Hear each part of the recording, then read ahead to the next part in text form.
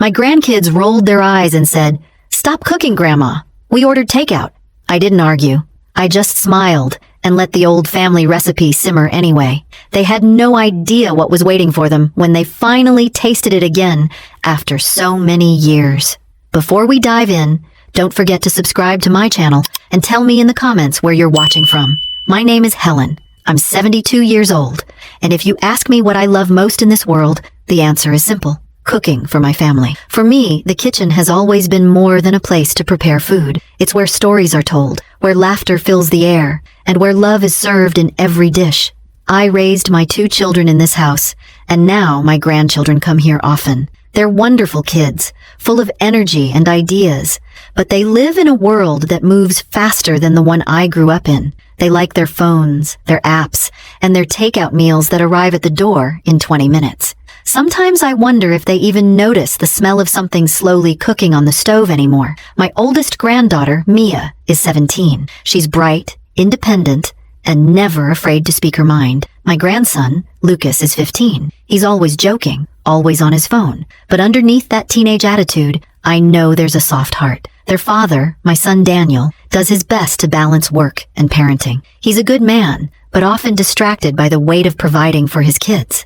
I love them all deeply, but I can't deny that sometimes I feel left behind. The things that once brought our family together, like sitting around the table for a home-cooked meal, don't seem as important to them anymore. Takeout is quick, easy, and what they prefer. And while they see it as convenience, I see it as one more piece of our family's bond slipping away. That's why, on one weekend when they came to stay, I decided to make something special. It was a recipe passed down from my mother, a chicken stew that had been in our family for generations. I wanted to remind them of what real food, made with love, tastes like. I wanted them to feel what I once felt as a child, the comfort of gathering around a meal that connected us to each other and to the past.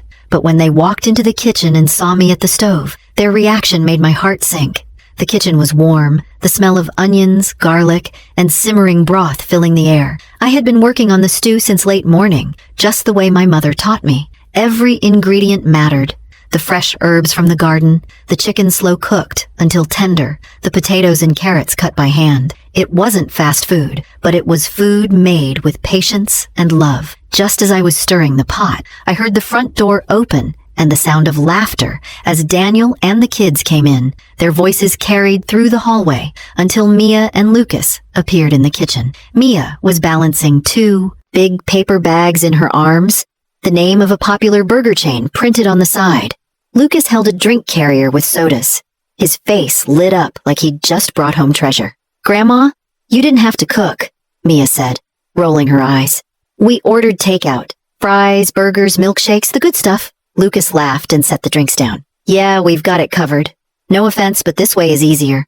I smiled softly, though my chest tightened. "I was just making the chicken stew. It's your great-grandmother's recipe." Mia sighed, already opening the takeout bag. "Grandma, nobody eats stew anymore. We're starving, and burgers are faster. You don't need to wear yourself out in the kitchen." Daniel came in right behind them, loosening his tie, his face tired from work. He glanced at the bags and shrugged. "Mom, you should relax. Let the kids eat what they want. You've done enough over the years." His words were meant to be kind, but they felt like another dismissal. Did they all really think my cooking was too much? That what I loved doing most had no place in their lives anymore? I turned back to the pot, stirring quietly, trying to hide the hurt that was growing inside me. To them, it was just food. To me, it was a memory of my mother standing at the stove, teaching me how to balance the flavors until the broth was perfect. It was the sound of my husband coming home after work, smiling when he smelled the stew on the stove. It was the laughter of my children, years ago, gathered around the table before life grew complicated. But my grandchildren didn't see that. They saw an old woman wasting her time. As they unwrapped their burgers and crinkled their fry containers, Lucas said, "Seriously, Grandma, you don't have to cook for us. We've got apps for this stuff now." I forced a small laugh. "Apps can bring you food, Lucas, but they can't bring you love." He paused for just a second, then shrugged and took a big bite of his burger. Mia was already dipping fries into her milkshake, shaking her head. "You're sweet, Grandma, but times are different now. Nobody spends hours making food anymore. That's old-fashioned." Her words pierced deeper than she realized. Old-fashioned. Was that what I was now? Just a relic out of step with the world around me? Daniel took his food into the living room, calling back, "Mom, don't stress about it. Come sit with us when you're done." I looked down at the pot, steam rising, the stew nearly ready. I could have turned it off right then. I could have given in and sat with them, pretending their takeout was enough. But something inside me refused to stop. This recipe wasn't just food. It was my legacy. If I gave it up, what else would slip away? So I kept cooking. Quietly, patiently, I let the stew simmer, filling the house with its rich, familiar aroma. I didn't argue. I didn't raise my voice. I just kept stirring. Even as I heard the laughter from the living room, the sound of soda cans popping open, the crunch of fries. Every part of me wanted them to understand, but I knew I couldn't force it. All I could do was finish what I started. Later, when I carried the pot off the stove and let it rest, I whispered to myself, "This isn't just food.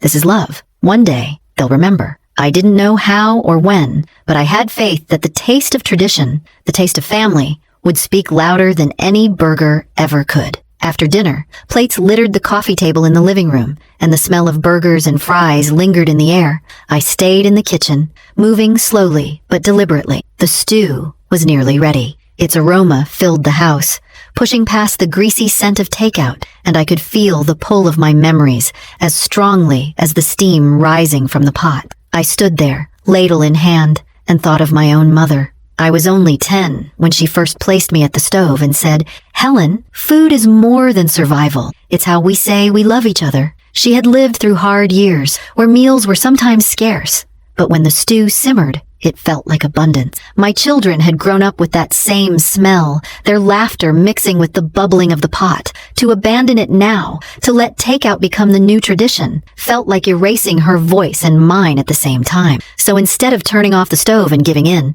I lowered the flame just enough to let the flavors deepen. Quietly, I chopped more parsley, sprinkled in salt, and stirred. Each motion was a choice. They thought I was cooking for no one, but I was cooking for everyone, past, present, and future. From the living room, I heard Lucas laughing at something on his phone, Mia teasing him, and Daniel chuckling tiredly. They sounded happy, but distant. Their world revolved around convenience, noise, and speed. Mine revolved around patience, silence, and care. We were in the same house, yet it felt like two different worlds. As I moved about the kitchen, I set out bowls and spoons. It wasn't an act of defiance shouted in anger. It was a decision made with a calm, steady hand. I would serve this meal whether they wanted it or not, because I believed the taste would remind them of something deeper than fast food could ever give them. I thought of my late husband, George. He used to come home from long days at the factory, and when he opened the door, the first thing he'd say was, "Helen, is that stew I smell?"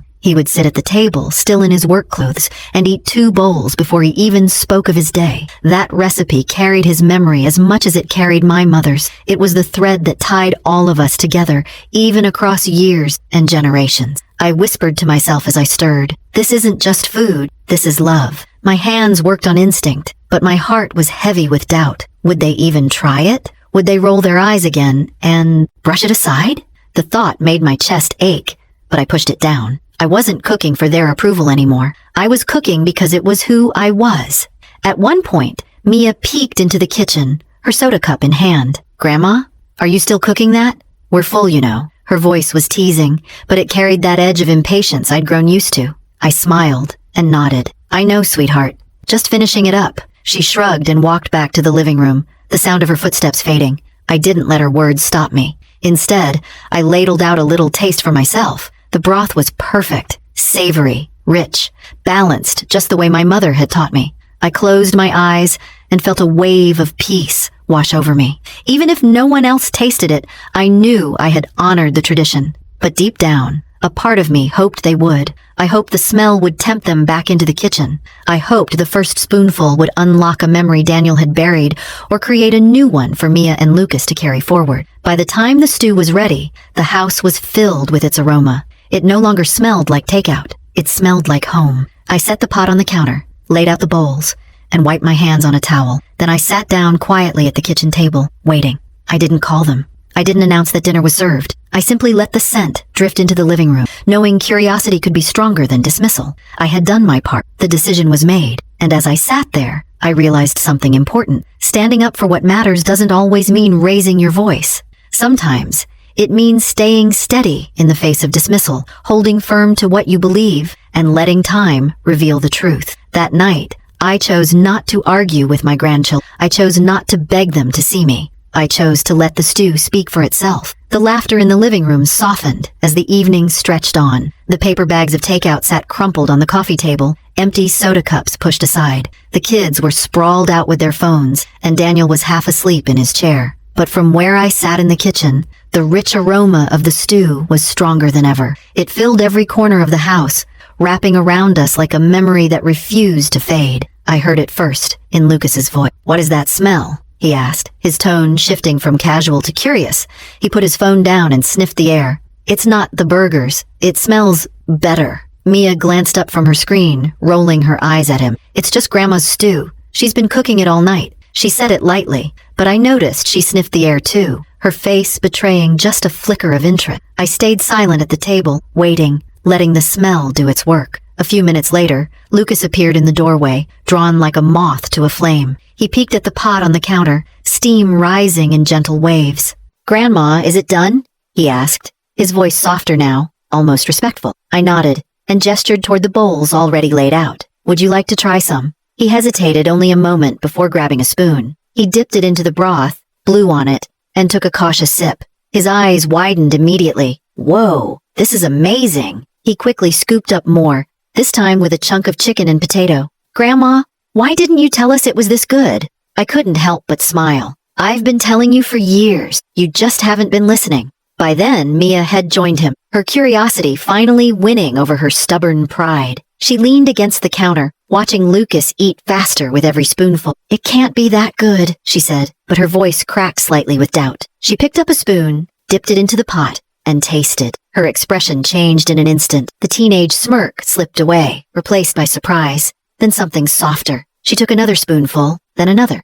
This tastes like something I remember, when I was little. Didn't you make this before, Grandma?" I nodded gently. "Yes, sweetheart. I made it for you when you were small. You loved it then, too." Mia didn't answer right away. She just kept eating, her eyes distant, as though the flavor had pulled her back into a memory she hadn't thought of in years. The noise must have drawn Daniel in, because he walked into the kitchen rubbing his eyes. "What's going on in here?" he asked, his voice groggy. Then he stopped, inhaling deeply. "Is that the stew?" I ladled a bowl and set it in front of him. He sat at the table and took a cautious bite. The moment the broth touched his tongue, I saw something shift in him. His face softened, and his eyes flickered with recognition. He set the spoon down and looked at me. "Mom, I haven't tasted this since Dad was alive." A silence hung in the air, heavy but full of meaning. For a moment, the years of distance between us all seemed to collapse into that single pot of stew. Lucas and Mia kept eating, their teenage hunger giving way to genuine enjoyment. Daniel stared at his bowl as if it held more than food, as if it carried every memory of the childhood he'd long forgotten. Finally, Daniel spoke again, his voice thick. "I'm sorry, Mom. I forgot how much this meant." We all did. I reached across the table and touched his hand. "It's not too late to remember." Mia sat down across from me, her spoon clinking against the bowl. "Grandma, can you teach me how to make this? I want to know the recipe." Lucas chimed in with his mouth still full. "Yeah, me too. I want to make it someday." My heart swelled so fully I thought it might burst. For years I'd worried that my traditions, my recipes, my way of showing love would fade with me. But in that moment, I knew they wouldn't. They would live on, carried by the very grandchildren who once rolled their eyes at me. The kitchen that had felt so lonely only an hour before now buzzed with energy. Bowls were passed, laughter returned, and for the first time in a long while, we were truly sharing a meal. Not just food, but something deeper. I looked around the table, at my son and my grandchildren, their faces warmed by the steam of the stew, and I whispered in my heart, "This is what family means."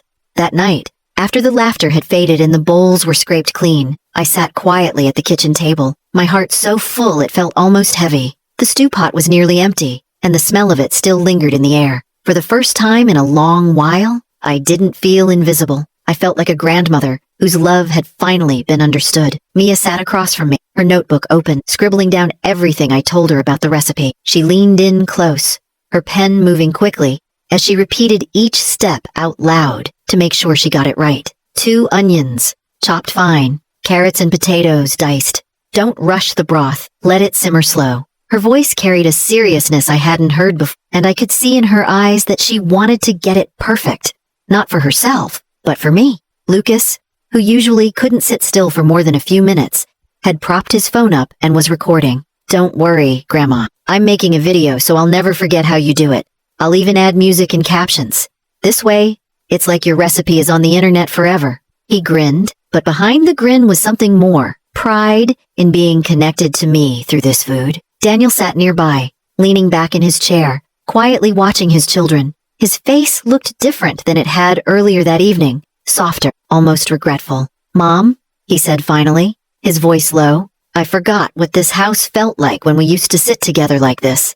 I've been so caught up in work and running around that I didn't notice how much we've lost." He paused and shook his head. "I let the kids think takeout was enough. I should have fought harder to keep our traditions alive." I reached over and placed my hand on his. "You didn't fail, Daniel. Life moves fast, and it's easy to forget. What matters is that tonight, you remembered. They remembered, and now we can carry this forward together." The kids nodded, and Mia said, "I didn't know food could feel like this, Grandma. It's not just eating. It's like remembering something we didn't even know we missed." Her words brought tears to my eyes, because that was exactly it. The stew was more than just a recipe. It was memory, history, love. It was the thread that wove us all together, even when time and distance tried to pull us apart. Later, after they had gone to bed and the house was quiet again, I walked through the kitchen, cleaning up the last of the dishes. I paused for a moment at the stove, running my hand over the pot. For years I had feared that my traditions would die with me, that the younger generation wouldn't care. But tonight had proven me wrong. They cared. Maybe not at first, but the taste of that stew had unlocked something inside them, something that no app or takeout meal could ever replace. The next morning, Mia came into the kitchen still holding her notebook. "Grandma, can we make it again before we leave? I want to practice with you watching." Lucas followed behind her with his phone. "Yeah, I'll do the chopping this time. Just don't yell if my carrots look weird." I laughed, the sound light and free, and agreed. We spent that morning together, the three of us side by side at the counter, chopping, stirring, tasting. For the first time in years, I didn't feel like I was clinging to the past. I felt like I was passing it forward. Over the weeks that followed, things changed. Daniel made sure family dinners became a regular thing again, not just quick visits filled with takeout. Mia tried the recipe at home and texted me pictures of her results, proud even when the broth came out too thin. Lucas sent me a video he edited of me explaining the steps, set to music, and said, "Now the whole world knows how awesome you are." I realized then that traditions don't disappear. They just wait for the right moment to be rediscovered. Sometimes all it takes is one meal, one night, one taste to bring a family back together. As I looked at my grandchildren smiling around my table, I felt grateful. They had reminded me that love, when given quietly and patiently, always finds its way back. And I had reminded them that the old ways, though slower, carry something fast food never can, the taste of belonging. So to anyone listening, remember this. Don't let the simple things slip away. Share the recipes, tell the stories, and sit together whenever you can. One day, those little moments will be the ones your family holds onto the tightest. And if this story touched your heart, don't forget to subscribe to my channel and tell me in the comments where you're watching from. I'd love to hear about the recipe in your family that makes you feel at home.